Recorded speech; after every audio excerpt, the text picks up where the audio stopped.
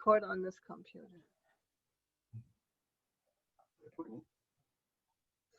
Hello and welcome. My name is LIVIA KOHN. I'm the executive editor of Three Pines Press, the Western voice of Taoism.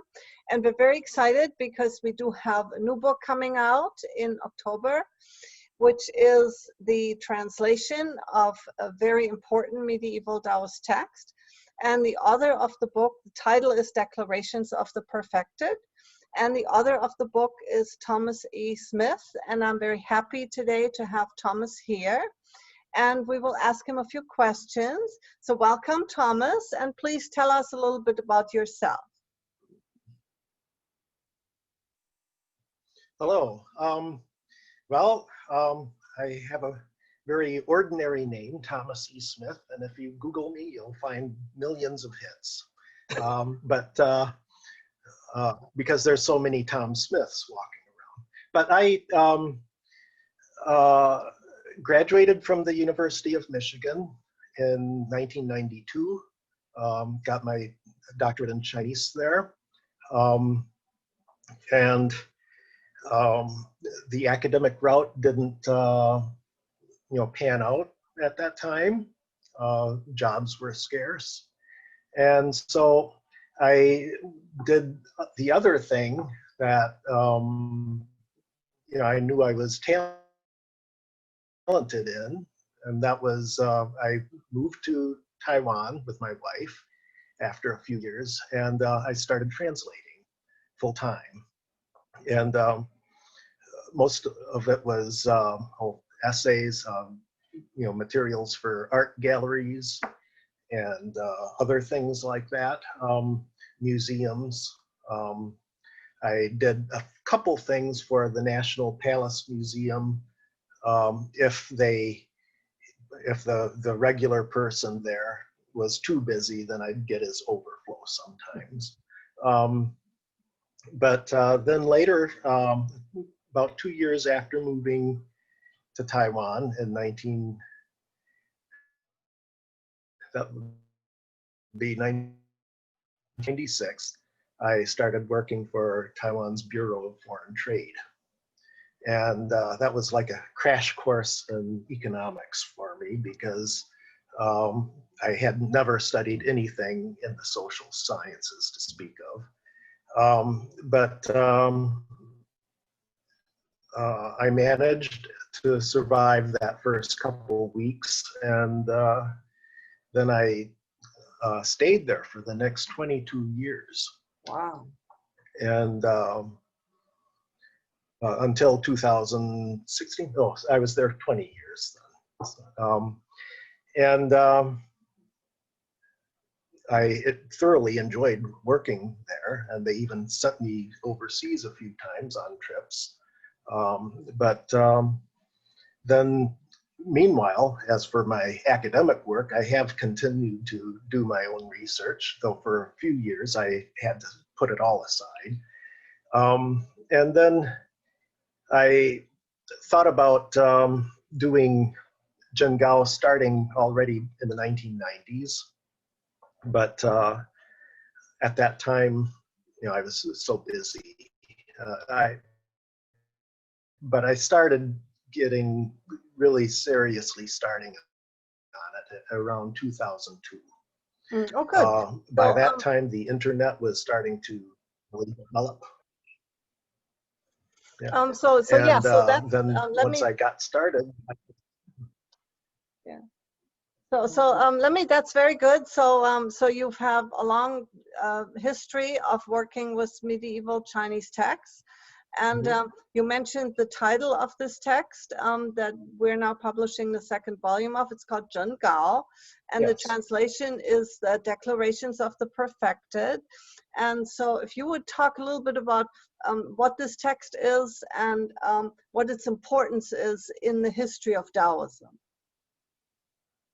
Okay, basically around the year from the year 365 to about 370, there was a spirit medium named Yang Shi, and he would receive visions and he'd take down he'd write what he saw and what was said.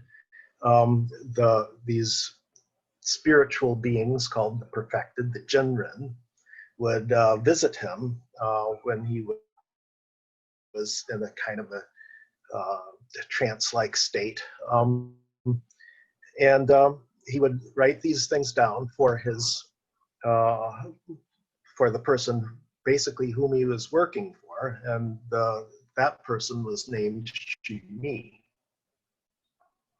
And Shimi had a son named Xu Hui, who is very devout and very, thoroughly devoted to this emerging religion, you might say, emerging branch of Taoism called higher clarity, or Shangqing. And the father, the older gentleman, was quite different. He was very worldly. He was still very dedicated to, his official position. So the perfected would always tell him, oh, you must retire, you must give up office. And then he would insist on staying, and then he would, and then the perfected would say, okay, you can stay on a little bit. They waver back and forth a little bit. But it's what gets said to Yangshi became the foundation of a lot that went into various streams of Taoism later on. And that's why Jun Gao is important. That's one of the reasons. The other reason that Jun Gao is so important is that we get an insight into what Chinese religion was like at around 365 to 370.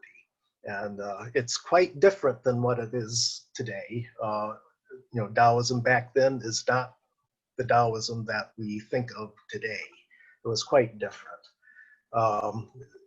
In 365, they were still under the first, you might say, the first impact of Buddhism. And so things were in a kind of an state of upheaval.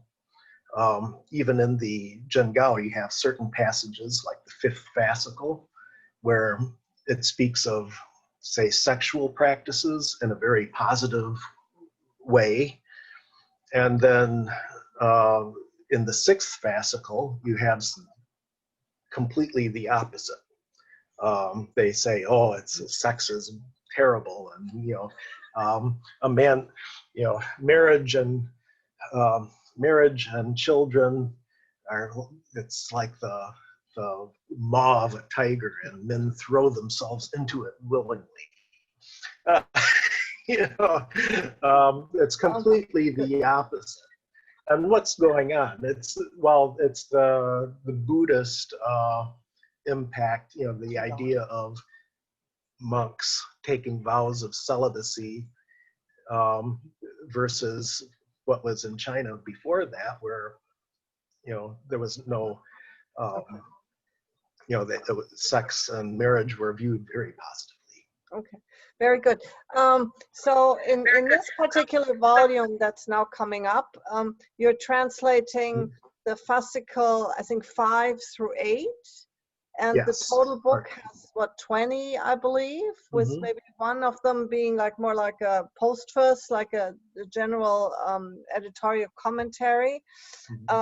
And so volume 1, which came out a few years ago, also from 3 Pines Press, contains fascicles 1 through 4, and so this is the second volume with fascicles 5 to 8, and there's a lot about the sexual practices that you were just describing. So a very positive attitude in fascicle 5, and a very reversed position or different position in fascicle 6. So our readers can be very excited about this new project. And so we invite everybody to come and look at more details on our website, which is 3pinespress.com. And the book will be out by late October and available for previews by early October. So thank you very much for watching. And I'm Livia KOHN, and our author today was Thomas E. Smith.